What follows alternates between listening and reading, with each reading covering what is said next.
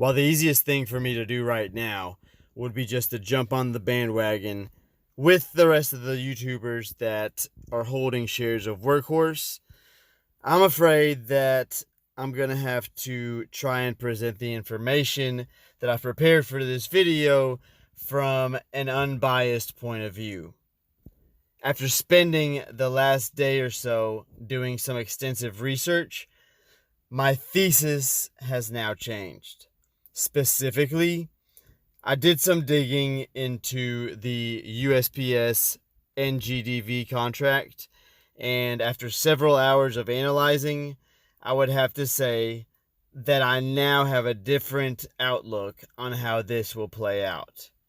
So in this video, I'm going to be breaking down exactly what I found and how it relates to the USPS contract. We're also going to find out if there's any truth to the Buffett rumors, and I'm going to share some more information with you that I recently came across that I think you will find useful.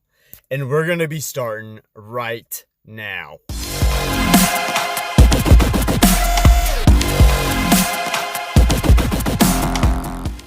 Hey, what's going on? It's Pat from Top Ticker Trades.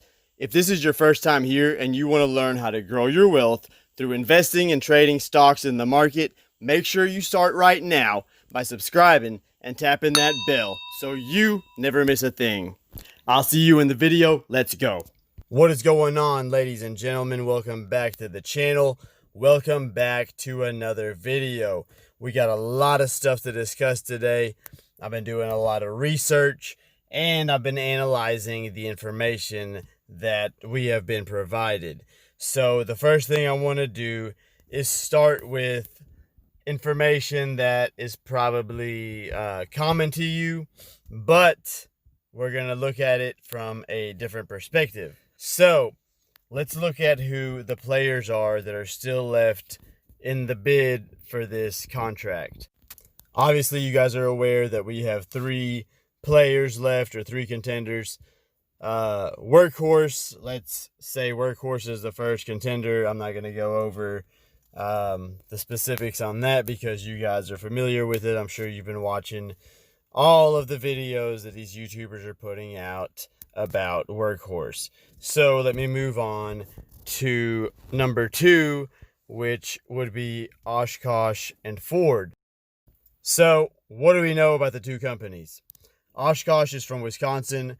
Ford is from Michigan. So in other words, both of these companies have locations in the United States where the vehicles or the vans can be assembled if they were to be awarded a portion of the USPS NGDV contract. Contender number three is Carson.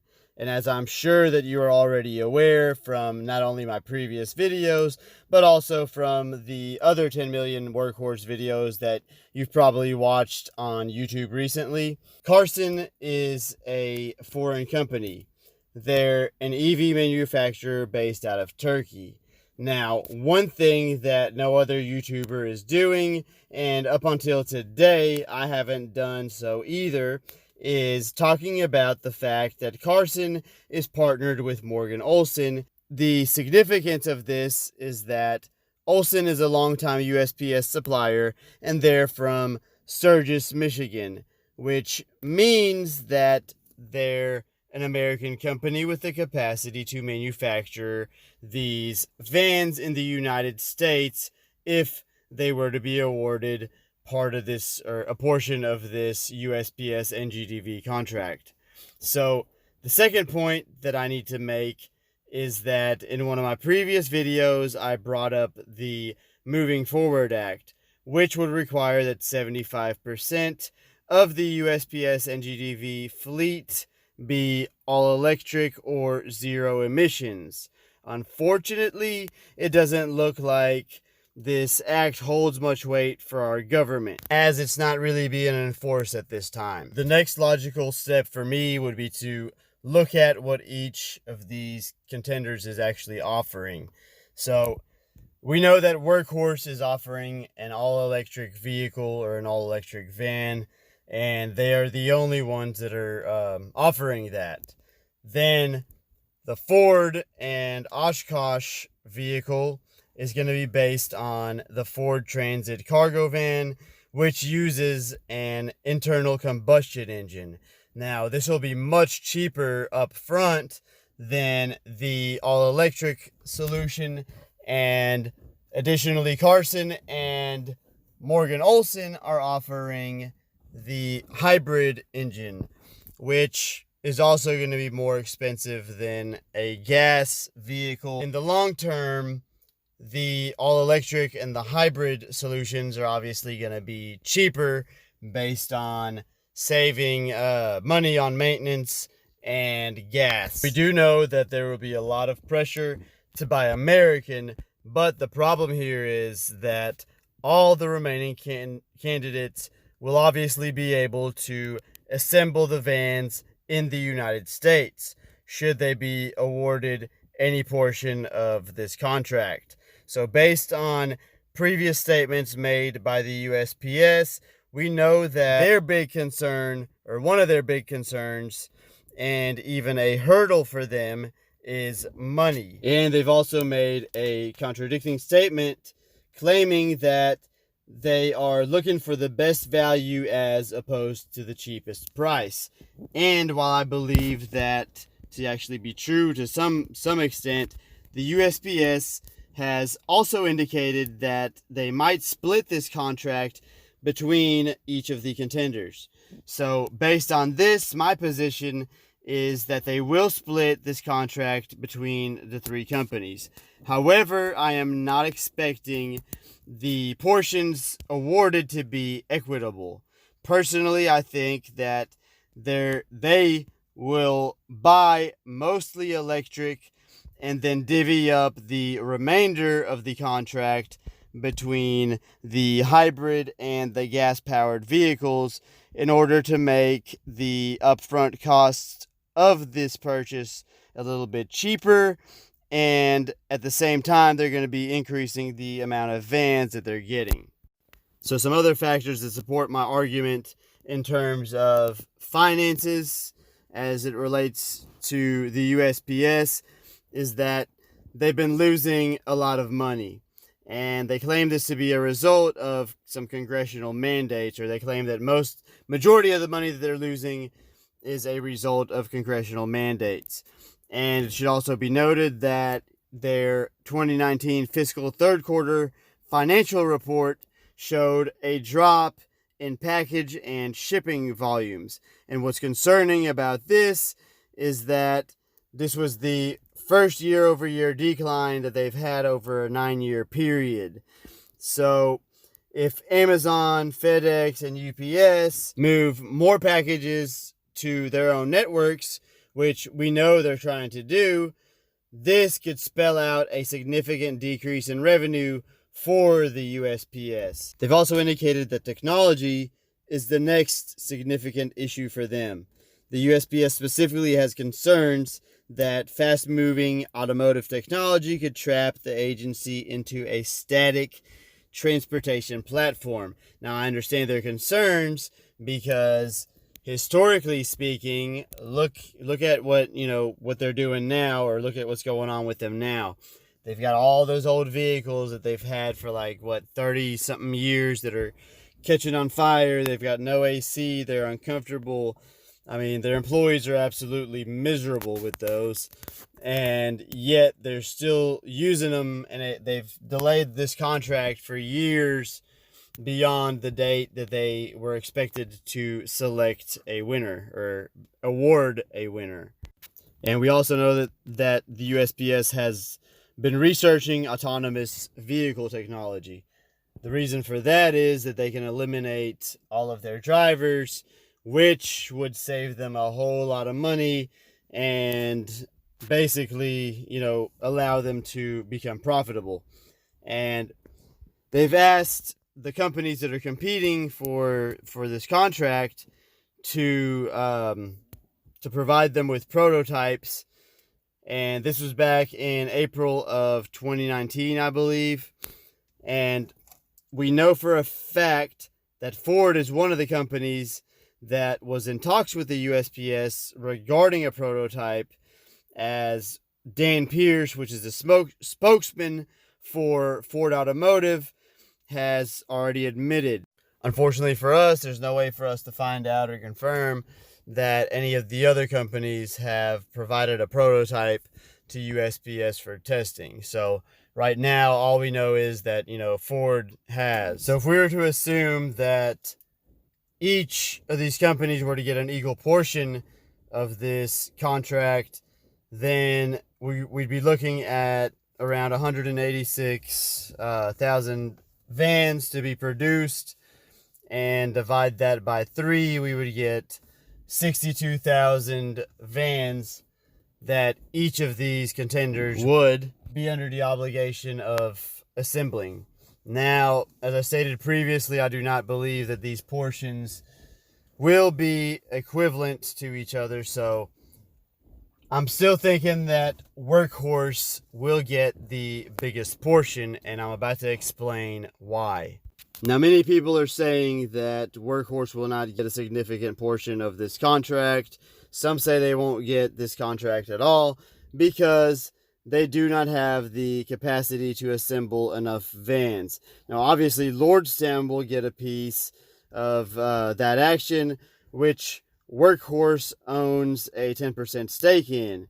But what I really want to bring to your attention is the fact that Amazon partnered with a startup in order to get their hands on some all-electric vans.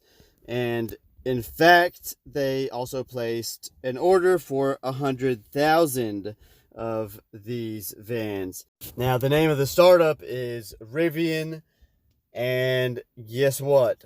Ford is also backing this company. They've got a lot invested in Rivian.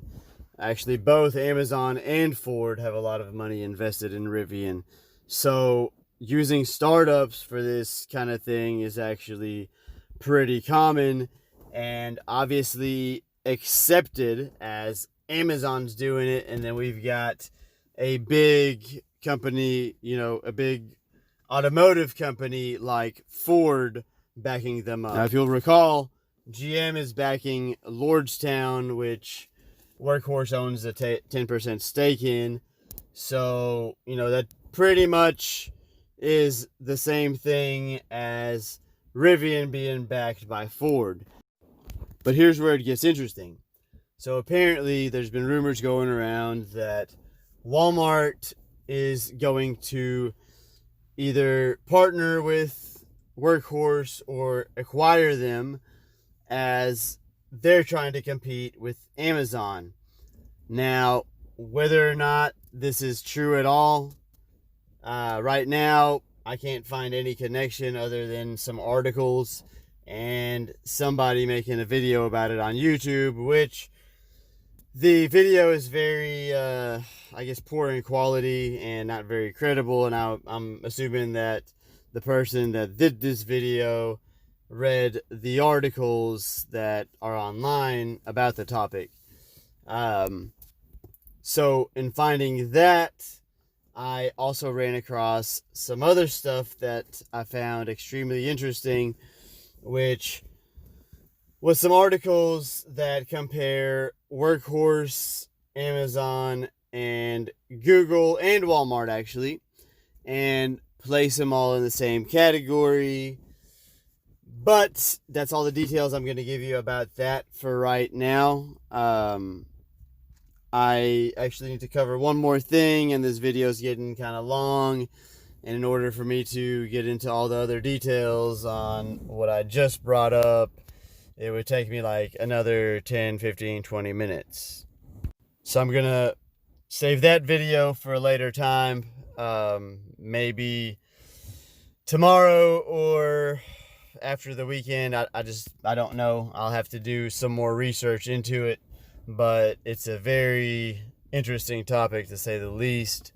But now let's talk about Warren Buffett. So apparently there's rumors going around that Warren Buffett is going to buy a position in Workhorse, or that he's going to buy out Workhorse. And I actually did look into this.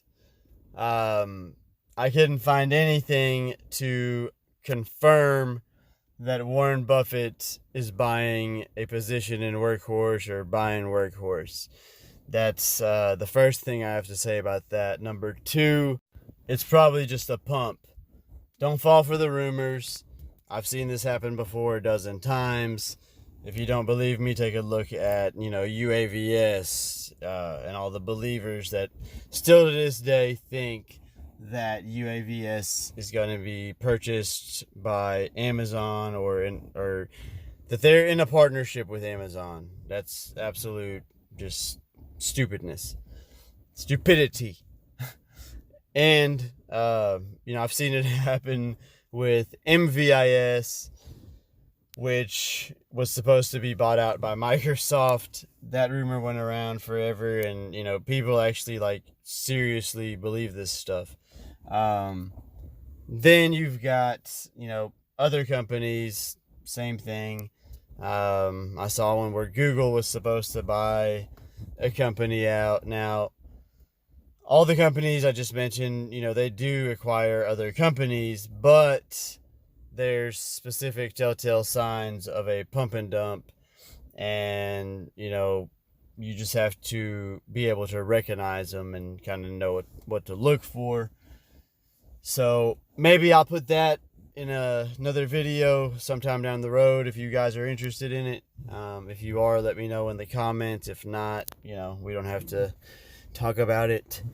But I do want to let you guys know, don't fall for that. Workhorse is not the type of stock that Warren Buffett would even remotely be interested in, at least at this time. So you just have to, read between the lines, use some common sense, and you'll be all right. But yeah, don't fall for that crap. Congratulations, ladies and gentlemen, you've made it to the end of the video. If you found this video helpful, I ask that you help this channel out by smashing that like button, as it motivates me to keep making videos just like this one every single day.